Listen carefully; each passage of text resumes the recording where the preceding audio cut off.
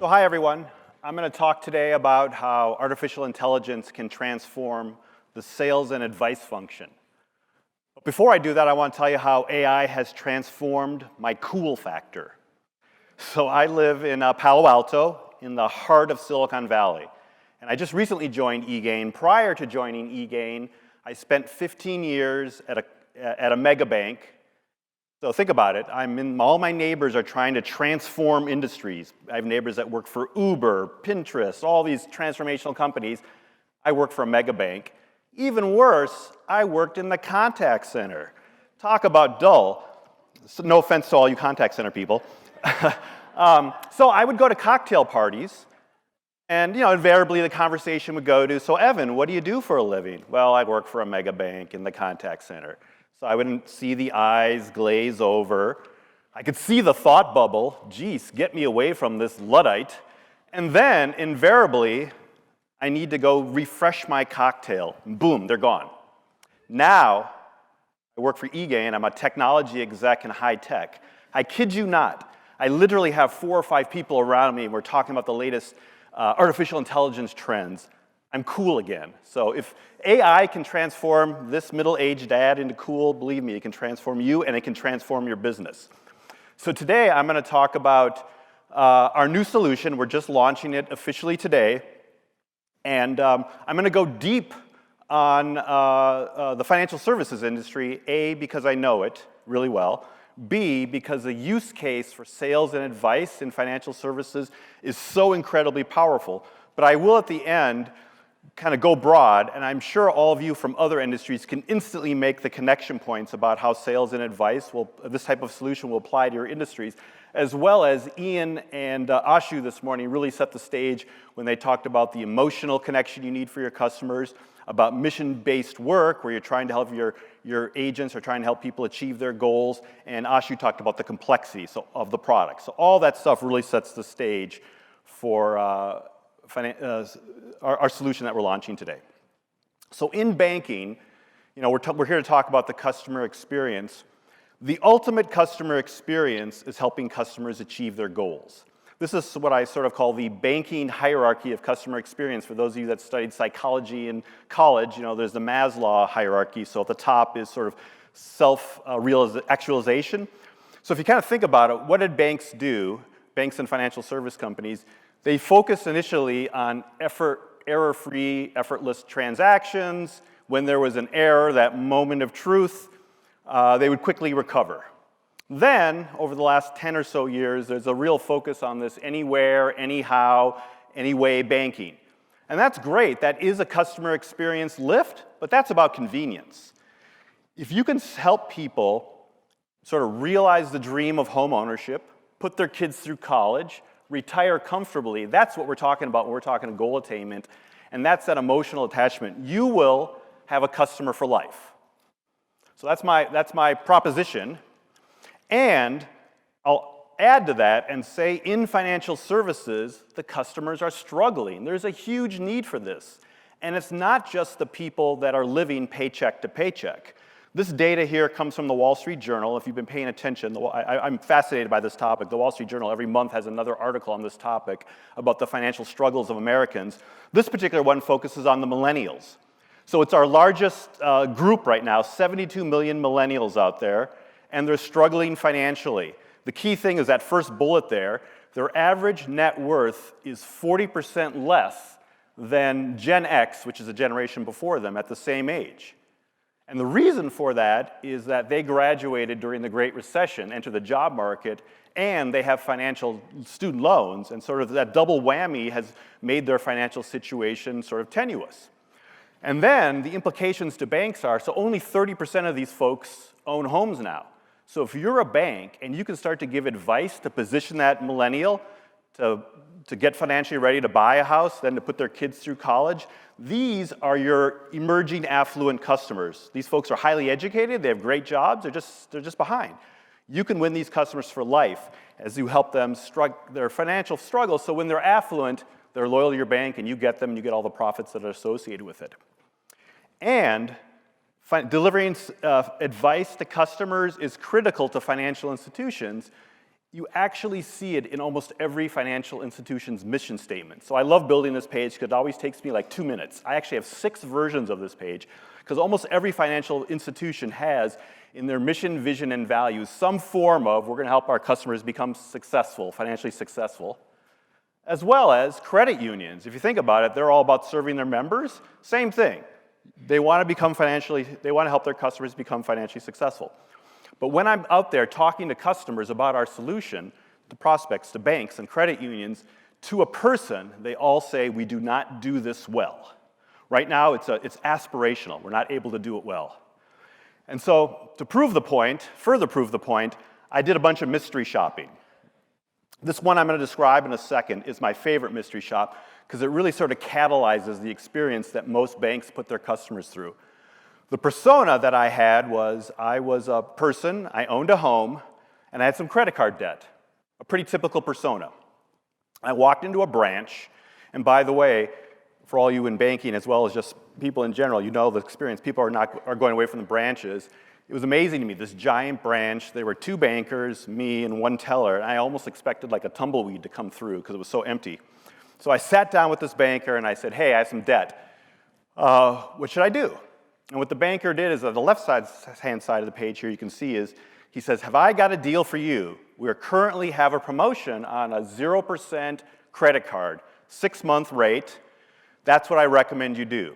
I took the flyer home, I read it. In the fine print, there was a 3% balance transfer fee. And after 6 months, that credit card goes to 20% interest rate. That is not the best thing for me in that situation, because in my mystery shop persona, I owned a home. Home equity loans are by far the lower interest rate solution to do. So that gentleman made a recommendation that was suboptimal. I would argue he violated some compliance regulations because he did not take my best interest in mind. So bad from the advice standpoint. Now let's talk about the sales part of the experience.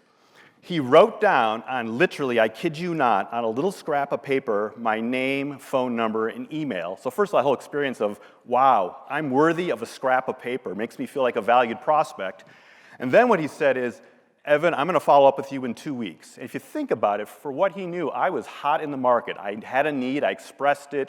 Do you think I ever heard from him? No. He was probably supposed to enter that in some CRM system, was going to have some automated follow-up. Never happened. So that's sort of what we're dealing with a lot of the banks. And so as I kind of went through all my mystery shops, I sort of see for the human channel, which is your banks and your call centers, there's sort of 3 models. The first one I described in my mystery shop is that product pusher. They're either making offers because they have sort of that next best product offer engine, and any banker will tell you those are generally not that great. No one's really cracked the code on those. And when they are delivered, they're generally delivered totally out of context. You're sort of talking to someone about some issue, and all of a sudden the banker will say out of left field, hey, have you thought about a credit card? So that doesn't really work. On the left-hand side, a lot of bankers will just be order takers. You want a checking account. Here's my product placemat with that little matrix we've all seen, right? We probably all had to do that, where you have to think through, okay, here's how much my average balance will be, here's all the transactions I'll be, which product makes sense for me. The banker's making me do the product fit, not a great experience. Or they'll just simply take the application. And then on the right side, the more sophisticated banks, super common, you see this, they have a needs assessment model. They train their bankers to go through and ask the customers questions to uncover those unmet needs. So the mega bank I worked for, we had a model where there were 30 questions that the banker was supposed to ask the customer, potentially. There was a menu of 30 questions. There was no recommended sequence of if you ask question A and they give you such and such an answer, go to question B and then question C, and here's the recommendation. There was nothing like that. Just 30 questions, go nuts. And so what you would typically see is they'd all ask well, what's your financial priority question, because they had to. Their manager made them do that. They might ask one other totally random question, because again, they sort of thought 2 was better than 1. I'll get kudos from my manager. They generally would not listen to the answers, and then they would go back to that middle swim lane, the product pusher lane, and they'd become a hammer because they felt like they were really good at selling bill pay or credit card, and so every customer was a nail. They were always selling credit card or bill pay. Horrible customer experience. And so that's sort of what's happening in the human channel. Why is it? Why in financial services is it so hard to get good sales and advice experience? Well, I will argue that financial services is an incredibly complex industry with complex products. This whole sort of complex and confusing nomenclature like loan amortization and debt-to-equity ratio. Combine that sort of complexity with, let's look at what the sales force is. Generally, that sort of platform banker that sits in a branch, that's an entry-level job for many banks, not for all. It's a job where there's high turnover. We heard this morning about how it typically takes 9 months to get up to speed. A lot of these banks are losing people every 6 months. It's a no wonder that the sales and advice experience in a branch and in a call center for sales is so suboptimal. Now let's go to digital, which, as I alluded to in my empty branch mystery shop, is where a lot of the customers are moving. So let's take that example where I want to do a debt consolidation loan. What do institutions do? They list all the products on the left-hand side of there. You just have to go and read about all the different products. There's no sort of back and forth interview of what's your situation, what are you trying to achieve. Most people are not that financially savvy. That's a horrible customer experience. Some of the companies have product selectors. This one in the middle is a mortgage product selector. I think that's really glorifying a placemat. And basically, there's actually 8 other rows that I ran out of space on my PowerPoint page. And what they expect the customer to do is read that grid and figure out which mortgage, whether it be an adjustable rate mortgage or a fixed rate, based on all these criteria. Not what most people can do, a horrible customer experience. And then if we really start to get to advice, like how do I improve my credit, how do I figure out how to save more, a lot of banks and credit unions have these tools, but they're disparate. They're minimally supported. There's not a lot of guidance. There's a lot of room for interpretation and misinterpretation. And finally, if you look at the teal takeaway box on the bottom, there are tons and tons of studies that say if you're trying to change someone's behavior, this type of sort of meta-education does not work. Okay, so I'm arguing that the way that financial institutions handle sales and advice today is a broken model. So, being a business and we like to go fix broken models, we've come up with basically taken our core technology around guided sales and advice, a lot of what Kirk talked about, that interview flow, and we've created an AI-powered sales and advice brain, and it goes across the sales spectrum. So on the left-hand side of the spectrum, you sort of have this interview, ask a question, depending on what the customer's answer is, ask another question, get to the optimum set of information, make a recommendation. We first can do it around product fit. So what's the best checking account? What's the best credit card? Make sure you're really on point there.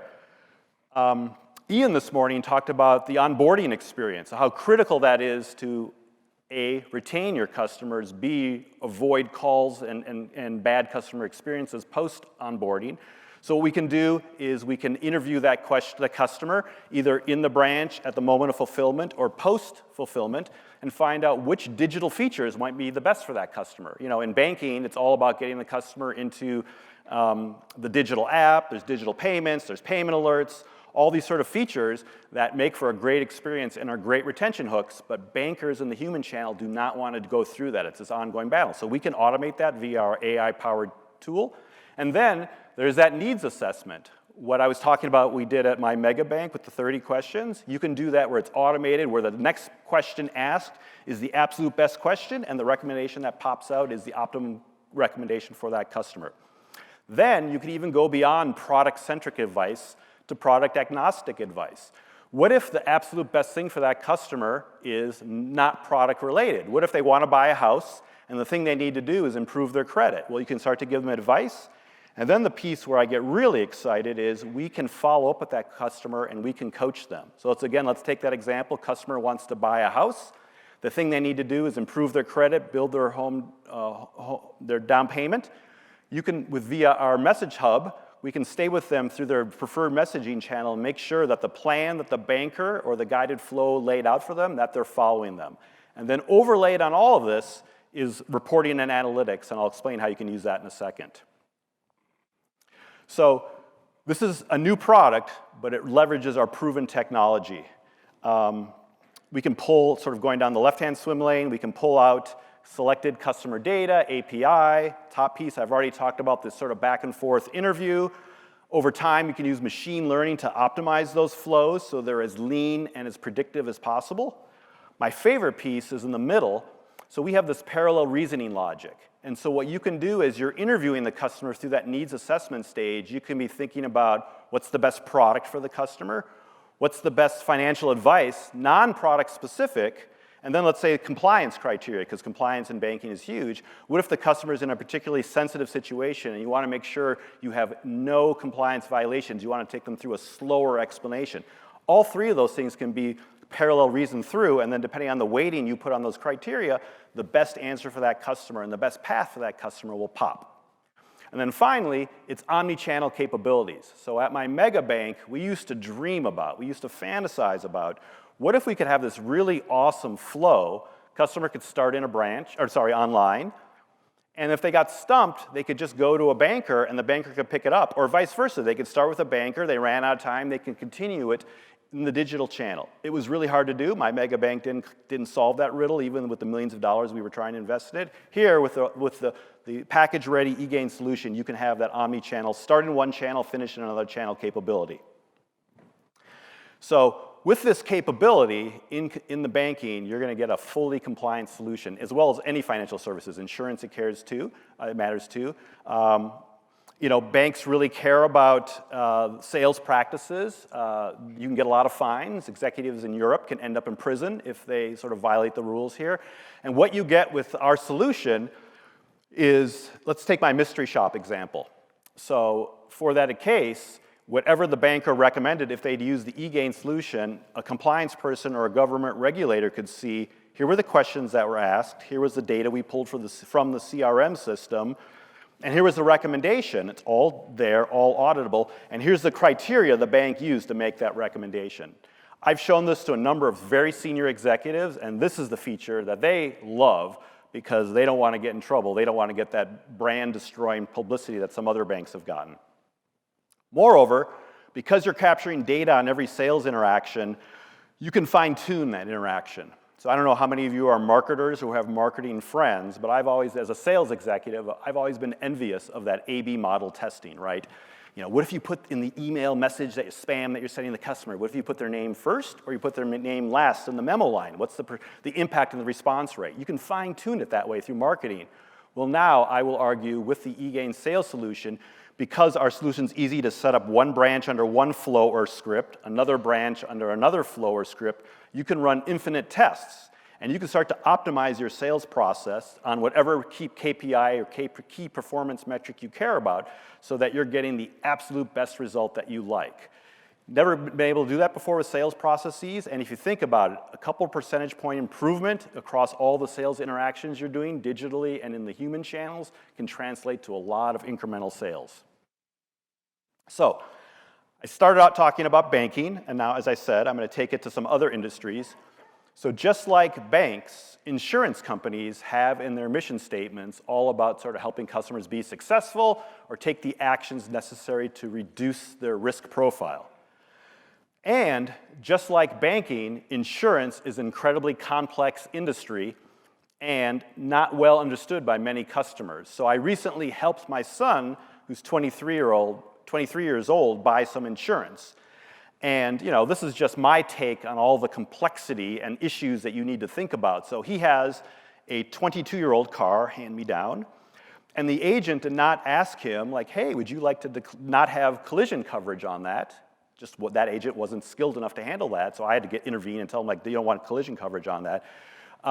For a more affluent person, many times agents don't go through the issue of, do you have a lot of assets? Do you want an umbrella policy? I'm always amazed how all my neighbors in my community, none of them have, even though they have very valuable California houses, none of them have umbrella policies. So there's all this value-added service and all these dimensions to insurance coverage that a lot of agents, particularly the more junior ones, do not cover. And this is a digital treatment that one large insurance company does. And believe me, surprisingly, there's not a lot of digital treatments in the whole auto policy. And if you look at the right-hand side of this page, the way the coverage is taken is incredibly basic. What's the amount of coverage? There's no guidance on what's the right amount of coverage for you, and then what's the price. So basically, there's no value-added service or advice in this digital solution. So there's a huge opportunity for the insurance companies that can go in and swoop in and give really consistent, scalable, quality advice. Now let's go even beyond the financial services industry. As Ashu and Ian talked about, there's this whole piece around like, can we fulfill the needs of customers? I like the example that Ian gave, where he said, what if a customer who wants to go camping in the mountains in 2 weeks were able to call up to your retail outlet and say, I'm going camping in 2 weeks in this particular national park, what do I need? So that's needs-based selling, needs-based fulfillment, and I'm arguing that our solution can extend to any industry, and you can kind of go through this cycle and handle the complexity that's in every business to assess the customer needs, do the product fit, do benefits-based selling, which is the way you're supposed to sell. It's going to have a bigger impact on your close rate, and if the customer doesn't buy at that moment, you can automatically, through our follow-up capability, cultivate that lead through text and our messaging hub. Or if they do sign up for your product, you can onboard them, again, as Ian talked about, so you can eliminate those service experiences that add cost and a negative customer experience. So to prove to you that it extends to other industries, let's take a look at the technology industry. So this is Dell's page for buying a computer. You've got to be kidding me. So look at the complexity you have to navigate. So on the left-hand side is, you first of all have to figure out, do you want a laptop or a desktop? Do you want to look at deals? What about monitors? Each of those have like 20 different options on them. So I pulled out on the laptop, here's a couple of the versions, and there's actually 9 more computers. I didn't have space on here. So Dell is asking you to figure out, like let's say I was buying a computer for my daughter for her college experience. I have to go figure this all out and figure out the optimum experiences, versus an advice model would be, how are you going to use the computer, what's your budget, and sort of come at it that way. So again, I could, as my wife will attest, I can go on and on and on about this, about the power of advice-based selling. Hopefully those of you in other industries can see the power here, as I've sort of gone in depth with financial services and with this technology example. We have a demo. We're back sort of against the glass wall here. It's a financial services demo, but one of the demos we have takes that example where I need to do a debt consolidation situation, and it walks you through how you get the absolute optimum product for that customer. So hopefully you'll come back, you'll visit myself, Ian Jones, and Hugo, my colleagues, and see our demo, and thank you very much.